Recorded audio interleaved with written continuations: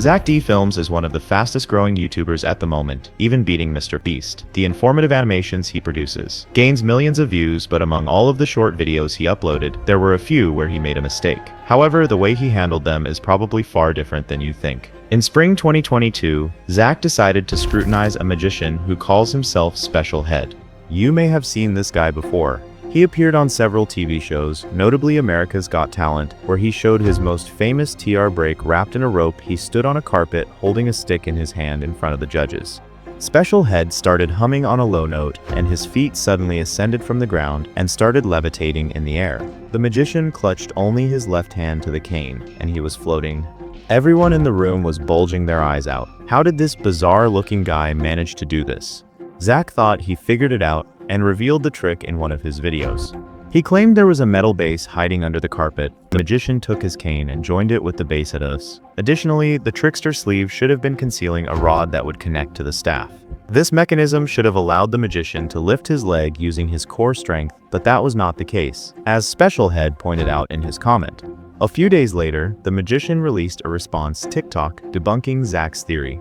He levitated using his cane again. After that, he took off his rope and showed there was no harness on his back. The magician's back was naked under the t-shirt, thus breaking YouTuber's explanation. Zack uploaded a new short video confessing that his assumption was not correct.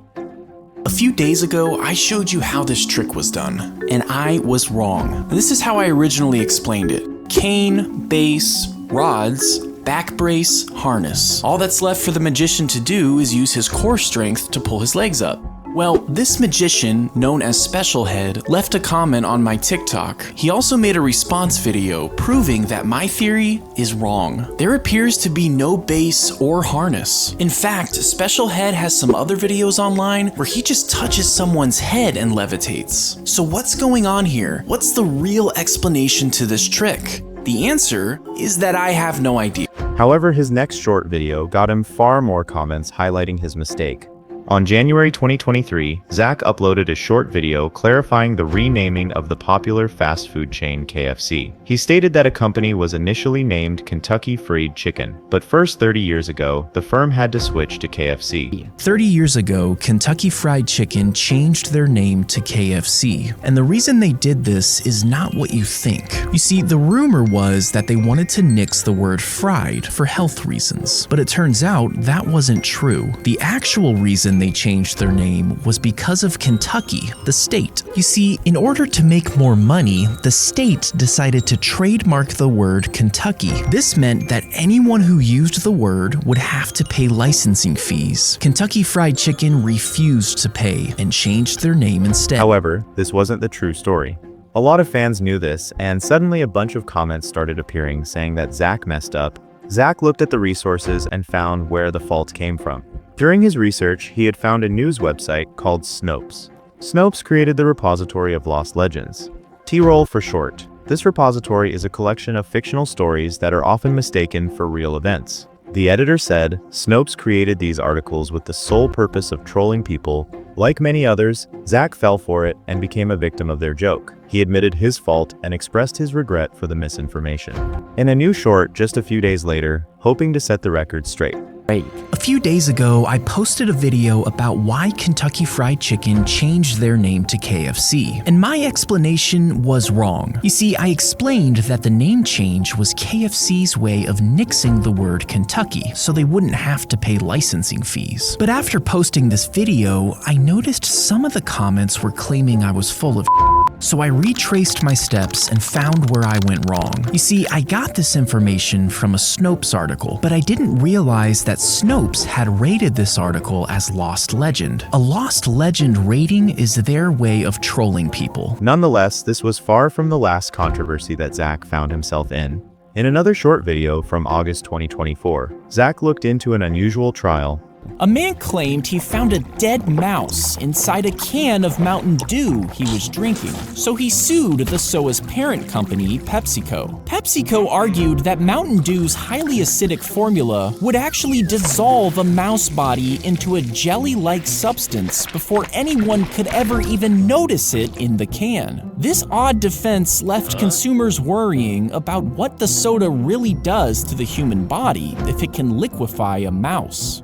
Another YouTuber, Edward Pinzaro, decided to test Zack's short. After watching it, he took a toy mouse chicken breast and a real dead mouse, sealed them in free jars filled with Mountain Dew, and left them there for a whole month. Edward declared that the green liquid was in fact quite acidic, was interested in what the soda bath would do to the meat. After a long wait, he opened the jars. Honestly, I don't know which one is which. Meaning you'll see my first reaction to the results. Let's see what happened to this one.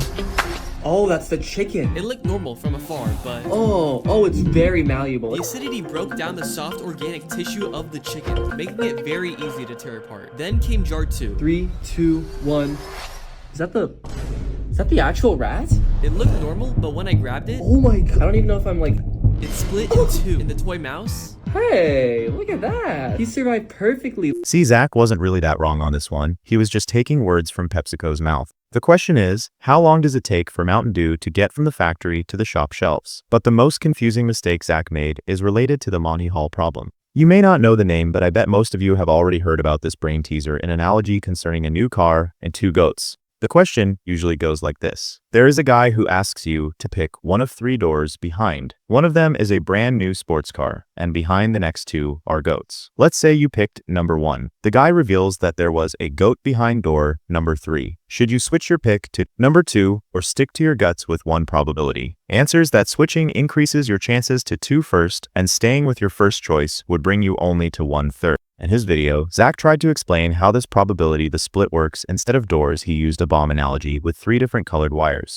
Imagine you're trying to deactivate a bomb with a red, yellow, and blue wire. Now, one of these wires is the correct option, and snipping it will stop the bomb from exploding. But the other 2 wires will cause the bomb to go off if they're snipped. You choose the yellow wire, but before you snip it, you learn that the red wire would detonate the bomb. So now you must choose between yellow or blue.